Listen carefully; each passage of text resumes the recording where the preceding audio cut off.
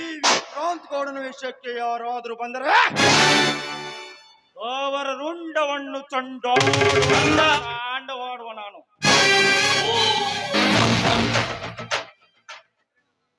ಈ ಗೌಡನ ಖಜಾನೆ ದಿನದಿಂದ ದಿನಕ್ಕೆ ತುಂಬುತ್ತಾ ಬರುತ್ತಿದೆ.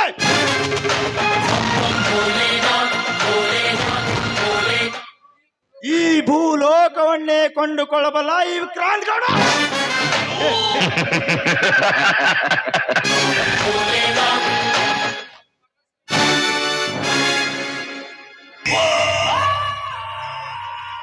ಈ ವಿಕ್ರಾಂತ್ ಗೌಡನ ವಿಷಯಕ್ಕೆ ಬಂದರೆ ದುಡ್ಡು ನಂತವರೇ ಆದರೂ ಸರಿ ಕೊಲೆ ಮಾಡಲು ಹಿಂದಿಲ್ಲ ಈ ವಿಕ್ರಾಂತ್ ಗೌಡ. ಈ ಬ್ರಹ್ಮಾಂಡಕ್ಕೆ ನಾನೇ ರಾಜ.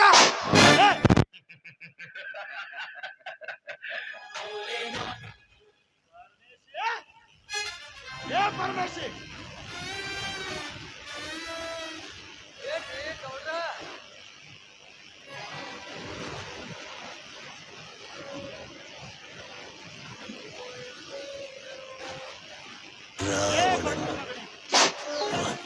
ಏನೆಂದು ಹೇಳ.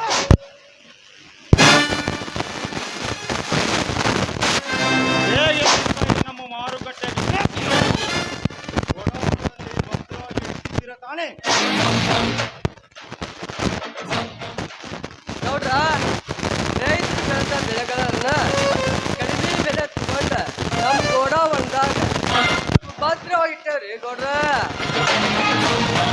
ಇದ್ರ ಮ್ಯಾಲ ಮಹಾರಾಷ್ಟ್ರ ಕಳ್ಸಿದ್ರ 10 ಪಟ್ಟು ಲಾಭ ಸಿಗ್ತೈತ್ರಿ ಗೌಡ್ರ. 10 ಪಟ್ಟು ಲಾಭ ಸಿಗ್ತೈತಿ.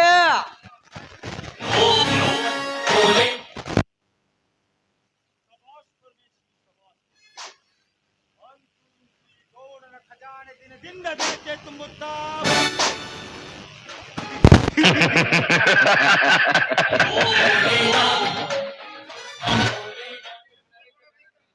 ಈ ಬಡ ರೈತರು ಬೆಳೆದ ಬೆಳೆಯಲ್ಲಿ ಈ ವಿಕ್ರಾಂತ್ ಗೌಡನ ಕಂತ್ರಿ ಬುದ್ಧಿಯಿಂದ ಬಡ ರೈತರಿಗೆ ನಾಮ ಹಾಕಿ ಕೋಟಿ ಕೋಟಿ ಒಡೆಯ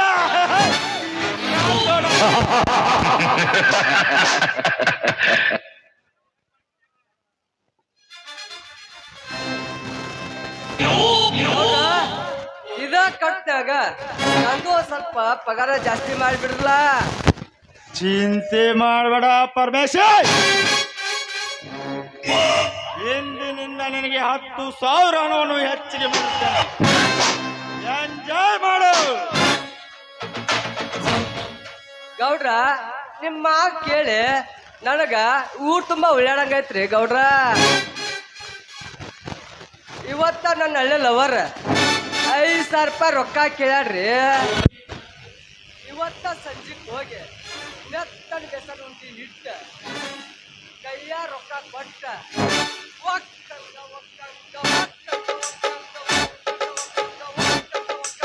ಹೇಳಿ ಕುಸ್ತಿ ನಾಳೆ ಬರ್ತೇನ್ರಿ ಗೌಡ್ರ. ಕುಸ್ತಿ ನಾಳೆ ಬರ್ತೇನೆ.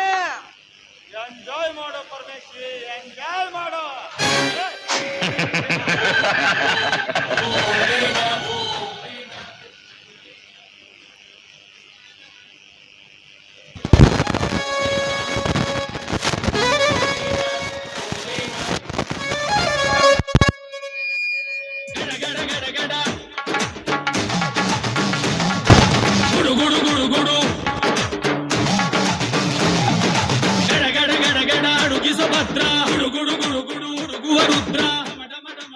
ನಮಸ್ಕಾರ ಶ್ರೀಮಂತ ಗೌಡರಿಗೆ. ನಮಸ್ಕಾರ. ಓ ನರಸಿಂಹ, ಒಂದು ವಿಷಯ. ಗೌಡರೇ, ನಮ್ಮ ಅಣ್ಣ ಸಿಂಗ ಮಾರಿದ ಹಣವನ್ನು ಕೇಳಲು ಬಂದರೆ ಬಾಯಿಗೆ ಬಂದಂತೆ ಮಾತನಾಡಿ ಕಳಿಸಿದಂತೆ ಏಕೆ?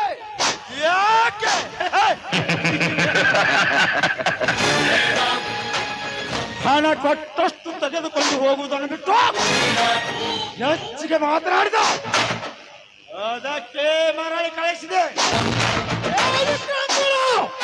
ನೀನೇನು ನಮಗೆ ಸುಮ್ಮನೆ ಕೊಡ್ತಾ ಇಲ್ಲ. ನಾವು ಕಷ್ಟಪಟ್ಟ ದುಡಿದ ಬೆಳೆಯನ್ನು ತೆಗೆದುಕೊಂಡು ಹಣ ಕೊಡುತ್ತೇವೆ. ಮರ್ಯಾದೆಯಾಗಿ ನಮಗೆ ಸೇರಬೇಕಾದ ಹಣವನ್ನು ಸೇರಿಸಿದರೆ ಒಳ್ಳೆಯದು. ಇಲ್ಲದಿದ್ದರೆ ಈ ನರಸಿಂಹನ ಅರ್ಥವಾದ ಕಣ್ಣಿಗೆ ನಿನ್ನ ರಕ್ತ ಹಚ್ಚಬೇಕಾಗುತ್ತದೆ ಅಂತರ. ನನ್ನ ಮಾತಿಗೆ ಎದುರು ಮಾತನಾಡುವ ಈ ಊರಿನಲ್ಲಿ ನಾ ಹೇಳಿದ್ದೆ ವೇದವಾಕ್ಯ. ನನ್ನದೇ ಹಾರಾಟ. ನಿನ್ನ ಹಾರಾಟಕ್ಕೆ ಸಮಾಪ್ತಿ ಹೇಳಲು ಬಂದಿರುವೆ. ರೊಚ್ಚಿಗೆ ಅದ್ದ ರೈತರ ಪರವಾಗಿ ರೊಚ್ಚಿಗೆ ಅದ್ದ ಹುಲಿ.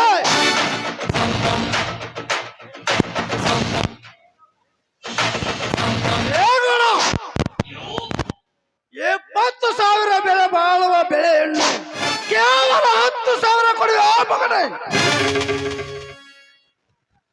ಈ ನರಸಿಂಹ ಉಗ್ರ ರೂಪ ತಾಳುವ ಮುನ್ನ ಹಣ ಕೊಟ್ಟರೆ ಸರಿ. ಇಲ್ಲದಿದ್ದರೆ ಈ ನರಸಿಂಹನ ಅರ್ಥವಾದ ಕೊಟ್ಟಿಗೆ ನಿನ್ನ ರಕ್ತ ಹಚ್ಚಬೇಕಾಗುತ್ತದೆ. ಯಾತರ ರಕ್ತ ಕೊಲೆ ರಕ್ತದೊಂದಿಗೆ ಬೆಳೆದಿರುವ ಈ ವಿಕ್ರಾಂತ್ ಗೌಡನ ರಕ್ತ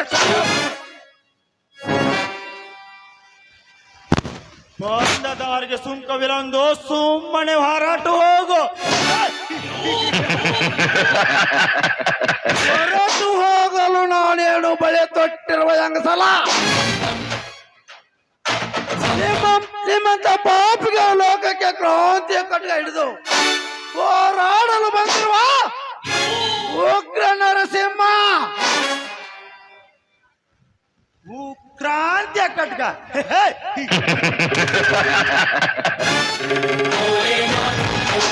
ಲೇ ನರಸಿಂಹ, ಕೈಯಲ್ಲಿ ಕಟ್ಗ ಹಿಡಿದ ಮಾತ್ರಕ್ಕೆ ನೀನೇನು ಸಂಗೊಳ್ಳಿ ರಾಯಣ್ಣ ಆಗಲ್ಲ, ಛತ್ರಪತಿ ಶಿವಾಜಿ ಆಗಲ್ಲ. ಅದು ಈ ಕಲಿಯುಗದಲ್ಲಿ ನಡೆಯೋದೇ ಇಲ್ಲ. ಯಾಕಂದ್ರೆ ಇದು ದುಷ್ಟರ ಸಾಮ್ರಾಜ್ಯ. ಇಲ್ಲಿ ನೀತಿವಂತರಿಗೆ ಬೆಲೆ ಇಲ್ಲ.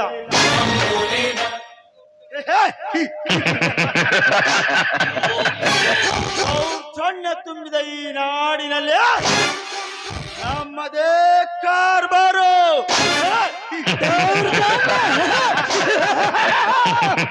ರೈತ ಸುಮ್ಮನಿರುವ ತನಕ ಮಾತ್ರ ನಿಮ್ಮ ದೌರ್ಜನ್ಯ.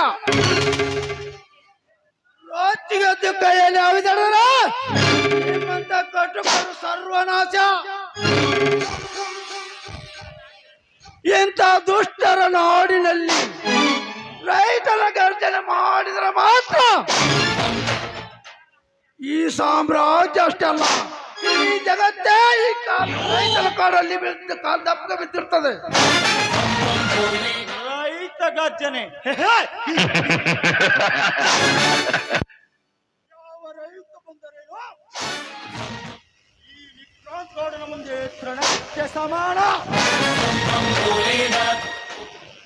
ನಾವು ಶ್ರೀಮಂತರು, ನಿಮಗೆ ಸಾಲ ಕೊಟ್ಟರೆ ನೀವು ರೈತನಾಗಿರೋದು. ಶ್ರೀಮಂತರು ಇಲ್ಲದಿದ್ದರೆ ನಿಮ್ಮಂತ ಭಿಕಾರಿ ರೈತಗಳು ಬೀದಿಯನವಾಗಿ ಸತ್ತು ಹೋಗಬೇಕಾಗುವುದು.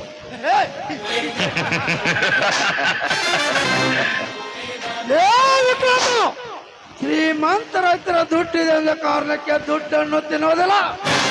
ರೈತ ಬೆಳೆದ ಅಕ್ಕಿ ಹಣ್ಣವನ್ನೇ ತಿನ್ನುತ್ತಾನೆ. ನೀನು ರೈತರಿಗೆ ಮೋಸ ಮಾಡಿ ಗಳಿಸಿದ ಹಣವನ್ನು ನಾಯಿ ಮುಂದೆ ಕೂಡ ಹಾಕಿದ್ರು ನಾಯಿ ಕೂಡ ತಿನ್ನಲ್ಲ. ರೈತ ಬೆಳೆದ ಅಕ್ಕಿ ಹಣ್ಣವನ್ನೇ ತಿನ್ನುತ್ತಾನೆ. ಏ ಭಿಕಾರಿ ನನ್ನ ಮಗನೇ, ಬುದ್ಧಿ ಹೇಳುವುದಕ್ಕೆ ನೀನೇನು ದೊಡ್ಡ ಮಹಾತ್ಮನಲ್ಲ. ಸುಮ್ಮನೆ ಈ ಶ್ರೀಮಂತ ಗೌಡನನ್ನು ಕನಕ ಬೇಡ. ಕೆಣಕಿದರೆ ಹೋಗುವುದು ನಿನ್ನ ಪ್ರಾಣ.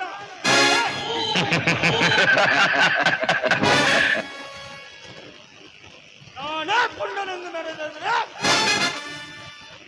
ಕತ್ತರಿಸಿ ಹಾಕಬೇಕಾಗಿ ಹತ್ತುಗಳಿಗೆ ಮನೆಯಲ್ಲಿಂದ ಹೊರಟು ಹೋಗು. ಕತ್ತರಿಸಿ ಹಾಕಲು ನಾನೇನು ಕುರಿಮರಿ ಅಲ್ಲ. ಸೇಮ ಉಗ್ರ ನರಸಿಂಹ, ನಿಮ್ಮಂತ ರೈತರ ದ್ರೋಹಿ ನನ್ನ ಮಕ್ಕಳನ್ನು ಬೇಟೆಯಾಡುವರನ್ನ ಬೇಟೆಗಾರ.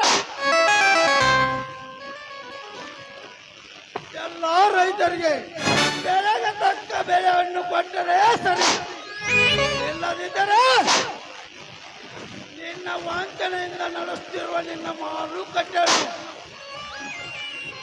ಗುಂಡಿಗೆಯಲ್ಲಿ ಮುಚ್ಚು ಹಾಕಿ ನಿನ್ನ ಗುಂಡ ಸಾಮ್ರಾಜ್ಯವನ್ನು ನನ್ನ ಕಾಲಡಿಯಲ್ಲಿ ಮುಚ್ಚಾಕುವೆ. ಬಲು ಎಚ್ಚರ. ನರಸಿಂಹ, ನನ್ನ ಸಾಮ್ರಾಜ್ಯಕ್ಕೆ ಧಕ್ಕೆ ತಂದರೆ ನಿನ್ನ ದೇಹ ಮರಳಿ ಮನೆ ಮುಟ್ಟಲಾರದು. ಎಚ್ಚರ ಮಗನೇ,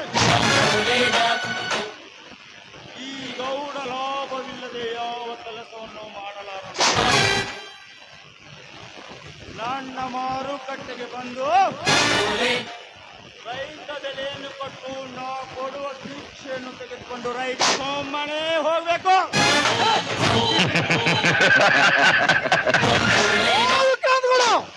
ರೈತರಿಗೆ ಭಿಕ್ಷೆ ಕೊಡುವನೆಂದು ಮಗಳಿದರೆ ನಿನ್ನ ನಾಲ್ಗೆಯನ್ನು ಕತ್ತರಿಸಿ ಹಾಕುವ ಮಗನೇ.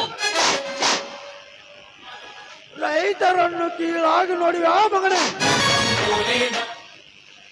ಈ ಜಗತ್ತು ನಿಂತಿರುವುದು ನಮ್ಮಂತ ರೈತರಿಂದ ಹೊರತು ನಿಮ್ಮಂತ ಶ್ರೀಮಂತರಿಂದಲ್ಲ.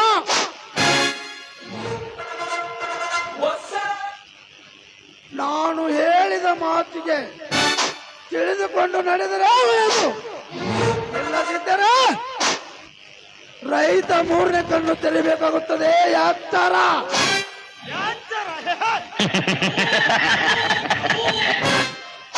ಯಾರಿಗೆ ಹೇಳುತ್ತಿರಲೇ ನೀನು ಎಚ್ಚರದ ಹುಚ್ಚನು?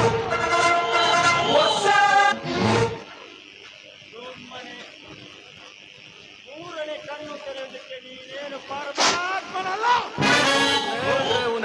ಪರದೇಶಿ ಕುಣ್ಣಿ ನೀನು. ವೃತ್ತಕಾಂಡವಾಡುವ ಈ ವಿಕ್ರಾಂತವನು ನ್ಯಾಯಕ್ಕೆ ತಲೆಬಾಗಲಾರನು. ಅನ್ಯಾಯವೇ ನನ್ನ ಜಯ. ಅನ್ಯಾಯದಿಂದ ಬದುಕುತ್ತಿರುವ ನನ್ನನ್ನು ನೀನೇ ಅಲ್ಲ, ಆ ದೇವರೇ ಬಂದರೂ ಬದಲಾಗುವುದಿಲ್ಲ.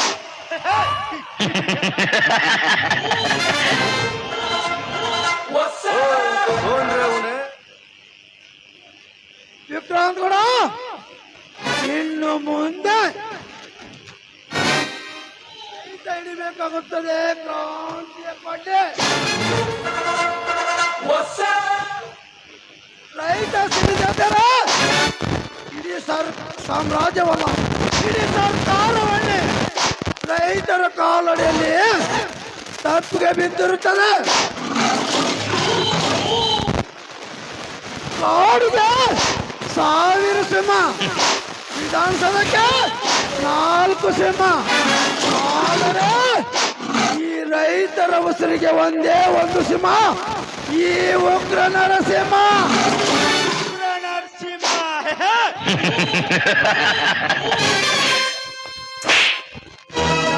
ಸಿಂಹಗಳನ್ನು ನನ್ನ ಮನೆಯಲ್ಲಿ ನಾಯಿ ಹಾಗೆ ಸಾಕಿದ್ದಲ್ಲ. ನಾ ಹಾಕುವ ಎಂದರೆ ಮೂಳೆ ತಿಂದು ಬಂದಿದ್ದಾನೆ. ಯಾವ ಸಿಂಹಲ?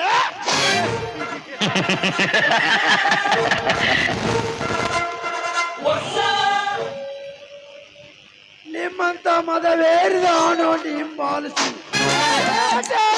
ಬೇಟೆಗಾರ ಈ ಉಗ್ರ ನರಸಿಂಹ ನಿಮ್ಮಂತ ಮೆಕ್ಕಿದ ಮಕ್ಕಳಿಗೆ ಗಂಡ ಬೇರುಂಡ.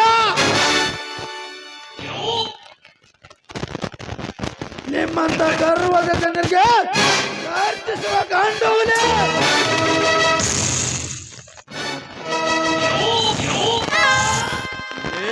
ನರಸಿಂಹ, ಈ ಸರ್ಪದ ಮುಂದೆ ನಿನ್ನ ದರ್ಪ ತೋರಿಸಿದ್ರೆ ಹೋಗು ಪ್ರಾಣ ರೌದ್ರ ರೂಪವಾಗಿ ಮಾಡುವೆ ನಿನಗೆ.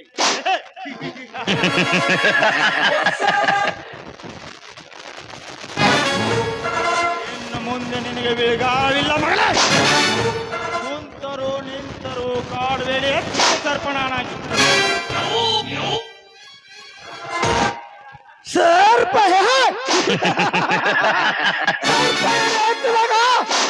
ಗರುಡ ಕಣ್ಣು ಕೆಕ್ಕರಿಸಿಕೊಂಡು ಬಿಟ್ಟರ ಎತ್ತಿದ ಸರ್ಪ ನನಗೆ ಶರಣಾಗಲೇಬೇಕು. ಈ ಪಾಪಿಗಳ ಲೋಕದಲ್ಲಿ ಕತ್ತರಿಸುವ ನಿಮ್ಮಂತ ದುಷ್ಟರಿಗೆ ಕಾಲು ಕೆದರಿ ನಿಂತಿರುವೆ ಆ ವೀರಭದ್ರನ ಅವತಾರವಾಗಿ.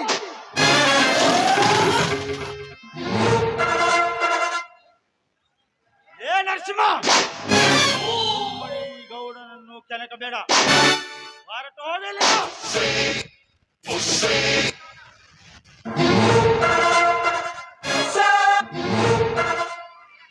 ಲೇಗೋಣ, ನೀನೇನು ಹುಲಿನ ಸಿಂಹನ? ನಿನಗೆ ಅಂಜಿ ಬಾಳುವುದಕ್ಕೆ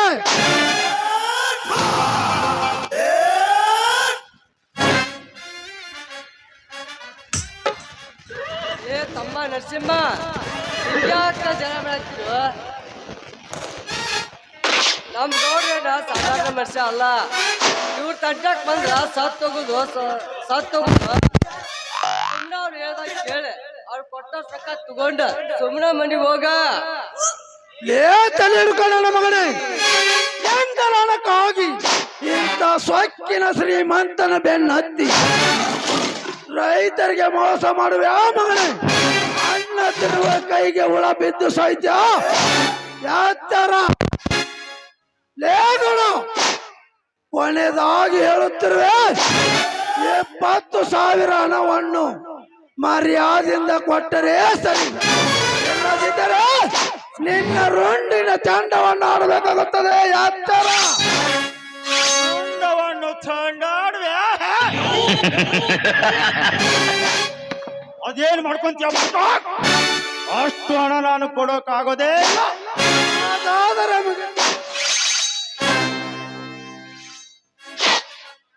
ಬ್ಯಾಡ ನರಸಿಂಹ, ಬ್ಯಾಡ. ಇಂಥ ಕೆಲಸ ಮಾಡಕ್ ಹೋಗ್ಬೇಡ ಮಾರಾಯ.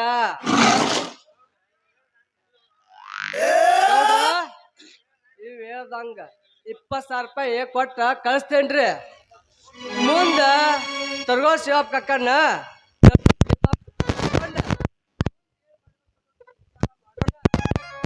ಇಲ್ಲ ಅಂದ್ರ ನಿಮ್ಮನ್ ಸಣ್ಣಂಗ ಕಾಚ ಕಾಚ ಕಾಚ ಕಾಚ ಕಡ್ದ ಎಡಗಿನ ತುಂಬ್ತಾನ್ರಿ ಪಾವ, ಎಡಗಿನ ತುಂಬ್ತಾನ.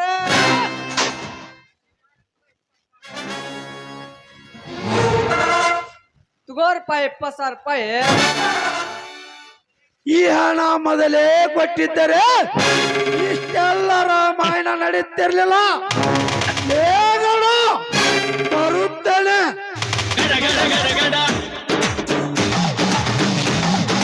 ಗುಡು ಗುಡು ಗುಡು ಗುಡು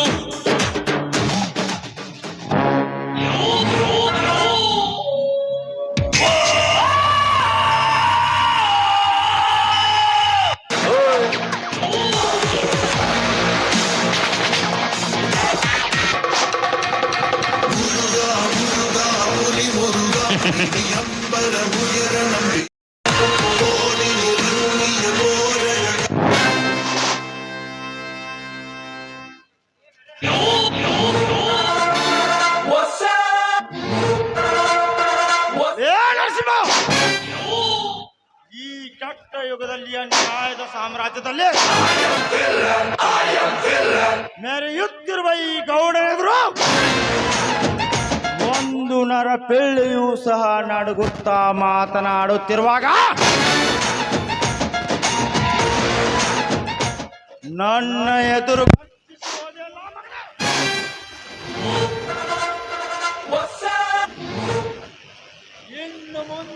ಕಾರುವೆ ನಿನ್ನ ಮನಸ್ಸಕ್ಕ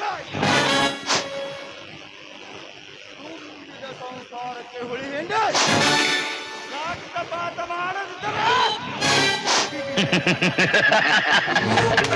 ಶ್ರೀಮಂತ ಹುಲಿ ವಿಕ್ರಾಂತವರನೇ ಅಲ್ಲ कौन रे उन्हें